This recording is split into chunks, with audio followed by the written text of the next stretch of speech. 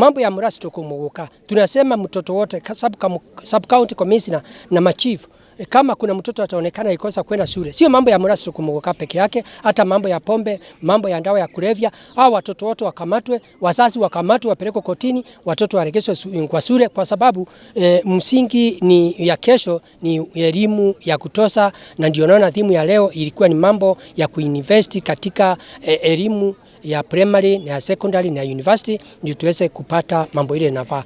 Tunataka kila shule zote iweze kuwa na kompyuta njia ya grade 10 JSS ndio waweze kusoma kulingana vile inafaa. Kitu ambayo tunapigana nayo hapa ni kitu inaitwa child labor. Na child labor inapatikana wakati watoto wanapelekwa kufanya kazi kwa mashamba za muguka ama pia kwa sad scooping kule mahali na biashara ya mchanga.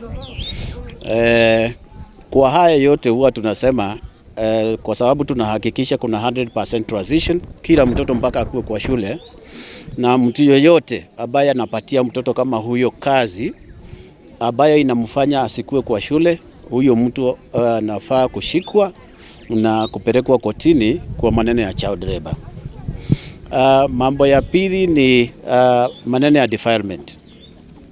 Cases za early marriages, early pregnancies ama hata defilement tumeanza kuziona, na ndio tulikuwa tunahimiza watu kuelewa kuwa mtoto chini ya miaka 18 hana ruhusa yoyote kuolewa ama kuwa katika uhusiano na mtu yoyote, na mtu akishikwa akiwa na makosa kama hiyo ya defilement ina attract mpaka kifungo ya maisha. So ni hata wazazi wetu nyumbani, kwa sababu kijana yako akioa mtoto ya shule na alete nyumbani, wewe ndio unafaa kumueleza kuwa hii ni makosa. Iwe sio mpaka wakati chifu atakuja kwa nyumba kutoa mtoto amefichwa kwa nyumba na wewe unamuona hako huko, kwa sababu huyo mtoto wako atafugwa, na inaweza kuwa hata wewe mwenyewe utashikwa ukiwa mwenye amesaidia katika kufanya hiyo makosa ifanyike.